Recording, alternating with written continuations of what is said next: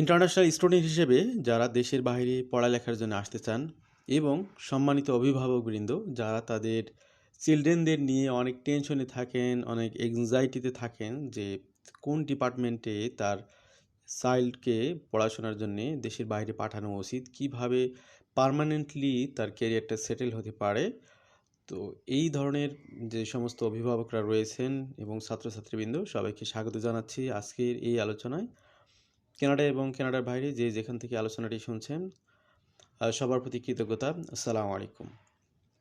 আজকের আলোচনাটি আমরা সিলেক্ট করেছি আপনাদের থেকে বিভিন্ন ধরনের প্রশ্ন যখন পাই যে আমি আমার ছেলেটাকে মেয়েটাকে কানাডাতে পাঠাতে চাই, আসলে তার কি পিআর হবে, তার পক্ষে পিআর পাওয়ার কতটুকু সম্ভাবনা রয়েছে। অ্যাকচুয়ালি এই প্রশ্নের এক কথাই উত্তর, কানাডার পড়াশোনার সাথে পিআর প্রোগ্রামের ডিরেক্ট কোনো সম্পর্ক নেই, তবে এখানে ইনডিরেক্ট একটা বড় সম্পর্ক আছে। আপনি কোন ডিপার্টমেন্টে পড়তেছেন এবং সেটার সাথে রিলেটেড জব এক্সপিরিয়েন্স আপনি গ্যাদার করতে যদি পারেন, তাহলে সেখান থেকে পিআরে কনভার্ট হওয়ার পসিবিলিটিগুলো অনেক বেড়ে যায়। কিন্তু কেউ পড়াশোনা করতে আসলে অটোমেটিক্যালি তিনি কানাডার পিআরে কনভার্ট হবেন, বিষয়টা আদৌ এমনটা না। কারণ দুটাই ইন্ডিভিজুয়াল স্বতন্ত্র প্রোগ্রাম। স্টুডেন্ট হিসেবে যারা আসেন তারা একটা টেম্পোরারি মাইন্ডসেট নিয়ে আসেন যে তারা পড়াশোনা করতে আসবেন, তাদের এসওপিতে সেটাই লিখতে হয়। যারা পার্মানেন্ট রেসিডেন্ট হিসেবে আসতে চান বা অ্যাপ্লাই করতে চান পার্মানেন্ট রেসিডেন্ট প্রোগ্রামগুলোতে, তাদের স্বপ্নই হলো যে তারা কানাডাতেই সেটেল করবেন। তো এই দুইয়ের মধ্যে একটি সন্ধি স্থাপন করার জন্যই মূলত সিলেক্টেড প্রোগ্রামে আপনি যদি পড়াশোনার জন্য আসেন বা আপনার চিলড্রেনদেরকে পাঠান, তাহলে আপনার প্রশ্নের উত্তরগুলো সহজ হয়ে যাবে খুঁজে পাওয়াটা।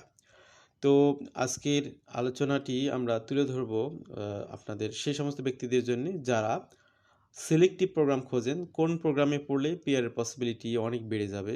এগুলোর বাইরে অন্য প্রোগ্রামে যে পিআর হবে না এমনটা বলবো না বা বলছি না, কিন্তু পিআর পাওয়ার বা পার্মানেন্ট রেসিডেন্ট হওয়ার chances will be very high, সে বিষয়গুলো আমরা তুলে ধরব। তো এখানে কানাডাতে আপনারা জানেন যে অসংখ্য প্রোগ্রাম রয়েছে, প্রত্যেকটা ইউনিভার্সিটি কলেজে অনেক প্রোগ্রাম রয়েছে। অনেক মা বাবা চিন্তা করেন দুইভাবে, যে একটা হলো তাদের চিলড্রেনদেরকে যে পড়াবেন সেখানে তার পড়াশোনার খরচটা কেমন হবে, পড়াশোনার খরচটা সে কি নিজে উপার্জন করে কাভার করতে পারবে কি না। এই জায়গাতে একটা কমন গাইডলাইন্স দেই আপনাদেরকে, সেটা হলো যে আপনার চিলড্রেনের ক্যাপাসিটির উপরই অ্যাকচুয়ালি বিষয়টা নির্ভর করবে। খুব কম স্টুডেন্ট আছে যারা নিজেরা পড়াশোনা করে সব কিছু কাভার করতে পারে। ম্যাক্সিমাম স্টুডেন্টরাই এখানে সাধারণত যেটা হয় যে তারা নিজে একটা পোর্শন এখানে আর্ন করে 24 আওয়ার পার উইকে জব করে, আর একটা পোর্শন তাদের প্যারেন্টসরা পাঠান। এই দুইয়ের সমন্বয়টাই মাথায় রাখতে হবে। কেউ যদি ওভার পরিশ্রম করে বা তার অনেক বেশি লোড নিয়ে পড়াশোনা করতে পারে, সে যদি পুরোটা কাভার করতে পারে, দ্যাট ইজ ডিফারেন্ট ইস্যু। আবার অনেক স্টুডেন্ট আছে যে সারা জীবন মায়ের আদরে কোলে কাকলে বড় হয়েছে, মা দেখা গেল যে তাকে ইন্টারমিডিয়েট পরীক্ষা দিতে যাবে তখনও মুখে ভাত তুলে খাওয়াচ্ছে। এই ধরনের স্টুডেন্ট যারা, তারা কানাডাতে এসে অ্যাকচুয়ালি 24 আওয়ার জব করার সুযোগ থাকলে অনেকে করতে পারে না, আসলে সে ওইভাবে অভ্যস্ত হয়ে ওঠেনি। তো এই যে একটা বাস্তবতা, সব কিছু মাথায় নিয়ে আপনি আপনার চিলড্রেনকে পাঠাবেন কানাডাতে পড়াশোনার জন্যে। এবার আমরা ডিপার্টমেন্ট চয়েস নিয়ে কথা বলবো, কোনগুলো আপনাদের জন্য বেস্ট হবে। আপনাদের সবগুলো প্রশ্নের উত্তর যে ডিপার্টমেন্টগুলোতে পড়লে আপনারা পেতে পারেন, সেগুলোই আমরা তুলে ধরার চেষ্টা করব। Eligible for open work permits after graduation, পড়াশোনার পরবর্তীতে পোস্ট গ্রাজুয়েশন ওয়ার্ক পারমিট পাওয়ার একটা নিশ্চয়তা। Lead to occupations given priority for permanent residency, যে সেক্টরগুলোতে পিআর হওয়ার জন্য প্রায়োরিটি থাকে। এরপরে lead to occupations expected to face labour shortages, যে সেক্টরগুলোতে কানাডাতে কর্মজীবী মানুষের সংখ্যার ঘাটতি আছে, তার মানে এই ঘাটতি থাকা মানে হচ্ছে সে পড়াশোনা শেষ করে ওই ডিপার্টমেন্টের ওই রিলেটেড জবগুলো সহজেই পেয়ে যাবে জব মার্কেটে। তো এই হলো বিষয়।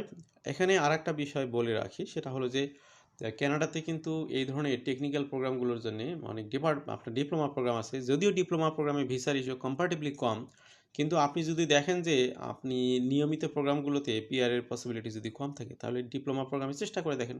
ভিসা হলে আপনি ছেলেকে পাঠাবেন, না হলে দেশেই পড়ুক, ব্যাচেলর পড়ুক, পরে মাস্টার্স প্রোগ্রামটা করতে আসবে।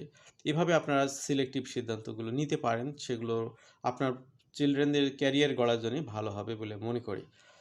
Here is the list of study programs and corresponding occupations that give the best shot at permanent residency upon graduation.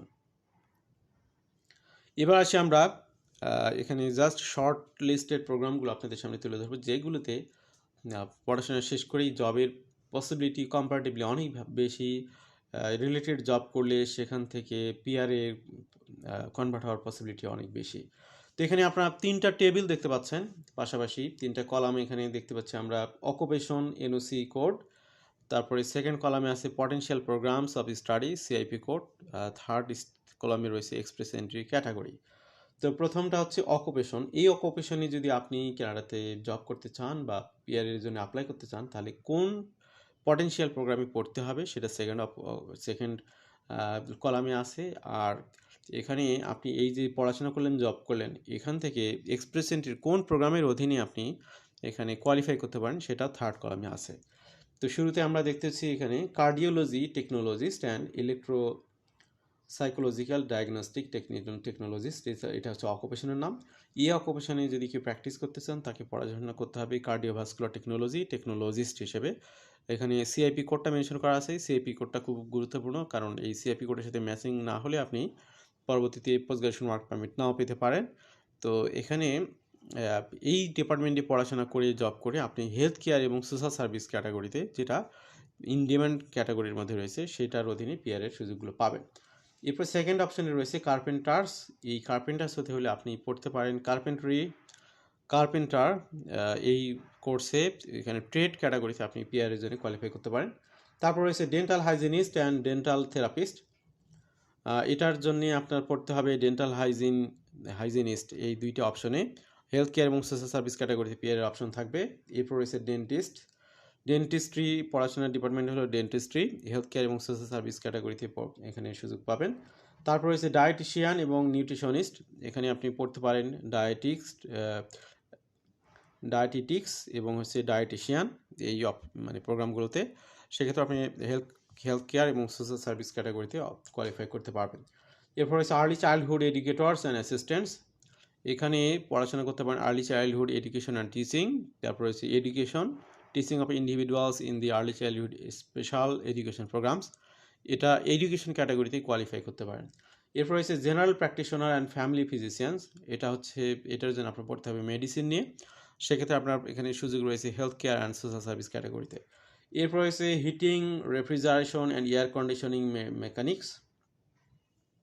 Heating, refrigeration and air condition mechanics, এটার জন্য আপনি যে সেক্টরগুলোতে পড়তে পারেন heating, ventilation, air conditioning and refrigeration, engineering technology technician. তারপরে এসে heating, air conditioning, ventilation and refrigeration, maintenance technology technician. এগুলোর উপরে অ্যাকচুয়ালি ডিপ্লোমা প্রোগ্রাম আছে অ্যাভেলেবল ট্রেড ক্যাটাগরিগুলোতে, সেগুলো আপনারা চয়েস করতে পারেন। যদিও ডিপ্লোমাতে ভিসার মানে রেশিও কম, কিন্তু জিরো না। সুতরাং আপনি খুব ভালোভাবে ডকুমেন্ট প্রেজেন্টেশন, এসওপি এগুলো যদি লেখেন, তাহলে ভিসা হলে আপনি সহজেই এই রিলেটেড পড়াশোনাগুলো করতে পারবেন। এগুলো ট্রেড ক্যাটাগরির মধ্যে পড়ে। এরপর হচ্ছে হেভি ডিউটি ইকুইপমেন্ট মেকানিক্স। এখানে যে বিষয়গুলো পড়তে পারেন আপনি হেভি ইকুইপমেন্ট মেনটেন্যান্স টেকনোলজি অথবা টেকনিশিয়ান হিসেবে, এটাও ট্রেড ক্যাটাগরির অধীনে পিআরের সুযোগ থাকবে। এরপর হচ্ছে লাইসেন্সড প্র্যাকটিক্যাল নার্সেস হইতে হলে পড়তে হবে লাইসেন্স প্র্যাকটিক্যাল ভোকেশনাল নার্স ট্রেনিংয়ে। এরপরে এখানে হেলথ কেয়ার সোশ্যাল সার্ভিস ক্যাটাগরিতে পিআরের জন্য কোয়ালিফাই করবেন। Medical laboratory assistant and related technical occupations, এই অকুপেশনে পড়তে চাইলে আপনি ক্লিনিক্যাল মেডিকেল ল্যাবরেটরি অ্যাসিস্ট্যান্ট হিসেবে পড়তে পারেন। হেলথ কেয়ার এবং সোশ্যাল সার্ভিস ক্যাটাগরিতে পিআরের সুযোগ থাকবে। এরপরে মেডিকেল ল্যাবরেটরি টেকনোলজিস্ট, এখানে রয়েছে clinical medical laboratory technician, clinical laboratory science, medical laboratory, clinical laboratory technology, clinical laboratory technologist. এইগুলো আপনার হেলথ এবং সোশ্যাল কেয়ার ক্যাটাগরিতে পিআরের জন্য সুযোগ পাবেন। এরপর হচ্ছে মেডিকেল রেডিয়েশন টেকনোলজিস্ট, এটার জন্য আপনি পড়তে পারেন মেডিকেল রেডিয়েশন টেকনোলজিস্ট আর রেডিওগ্রাফার এই ক্যাটাগরিতে। Health care and social service ক্যাটাগরিতে পিআরের জন্য কোয়ালিফাই করবেন। Nurse aides, orderlies and patient service associates, এটার জন্য health aides attendants, orderlies, other, CIP code 512699, এই ক্যাটাগরিতে আপনারা এখানে পড়াশোনা করতে পারেন। এটার জন্য হেলথ কেয়ার এবং সোশ্যাল সার্ভিস ক্যাটাগরিতে আপনারা এলিজিবল হবেন পিআরের জন্য। এবার হচ্ছে নার্স প্র্যাকটিশনার্স জন্য primary health care nursing and family practice nurse. তারপরে রয়েছে নার্সিং, এছাড়াও রয়েছে licence practical vocational nurse training, এটাতে হেলথ কেয়ার এবং সোশ্যাল সার্ভিস ক্যাটাগরিতে আপনারা কোয়ালিফাই করতে পারেন।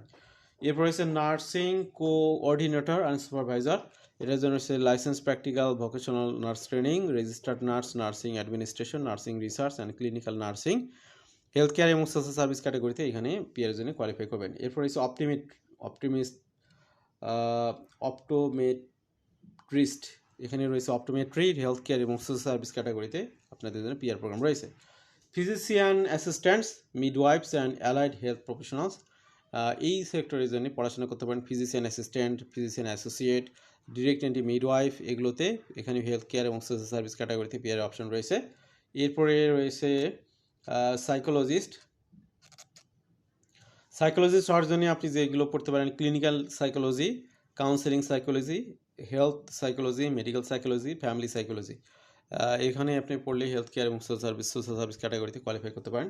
এরপর রয়েছে registered nurses and registered psychiatric nurse, এখানে রয়েছে রেজিস্টার্ড নার্সিং, রেজিস্টার্ড নার্স, এরপরে রেজিস্টার্ড সাইকিয়াট্রিক নার্সিং, এটাও হেলথ কেয়ার সোশ্যাল সার্ভিস ক্যাটাগরিতে। এরপর রয়েছে respiratory therapist, clinical perfusionist and cardiopulmonary technologist, respiratory technology technician assistant, respiratory care therapist, আপনার health care ক্যাটাগরিতে আপনাকে কোয়ালিফাই করবেন। Social and community service worker, এখানে আর্টসের স্টুডেন্টরা এটাকে চয়েস করতে পারেন। Social and community service worker এই বিষয়টাকে এখানে যেগুলো যে সেক্টরগুলোতে পড়তে পারেন ক্লিনিক্যাল, মেডিকেল সোশ্যাল ওয়ার্ক, তারপরে হচ্ছে কমিউনিটি হেলথ সার্ভিস, তারপরে liaison counselling, health care and social service, তারপরে হচ্ছে সোশ্যাল ওয়ার্কার এখানে রয়েছে clinical, medical, social work, health care এবং সোশ্যাল সার্ভিস ক্যাটাগরিতে পিআরের জন্য কোয়ালিফাই করবেন। Specialist in clinical and laboratory medicine বা এমডি, তারপরে রয়েছে আপনার health care and social service category থেকে সুযোগ। স্পেশালিস্ট ইন সার্জারি, এটাও medicine MD, health care social service ক্যাটাগরিতে কোয়ালিফাই করবেন। এরপর রয়েছে ভেটেরিনারি মেডিসিন, ডিভিএম, এখানে হেলথ কেয়ার সোশ্যাল সার্ভিস ক্যাটাগরিতে আপনাদের সুযোগ রয়েছে। তো এখানে এর বাইরেও অসংখ্য হাজার অকুপেশন রয়েছে।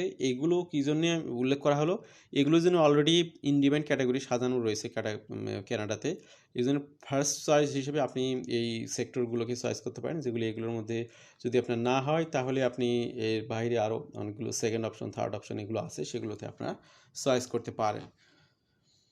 তো আশা করি তথ্যগুলো আপনারা বুঝতে পেরেছেন। এবার আসি eligibility for open work permit. তো এই প্রোগ্রামগুলোকে সম্পূর্ণরূপে কমপ্লিট করলে আপনারা এখানে যেহেতু এলিজিবল প্রোগ্রাম, এগুলো কমপ্লিট করলে আপনারা এখানে একটা সার্টেন টাইম মানে সর্বোচ্চ 3 বছর পর্যন্ত ওপেন ওয়ার্ক পারমিটের সুযোগ পাবেন গভর্নমেন্ট থেকে।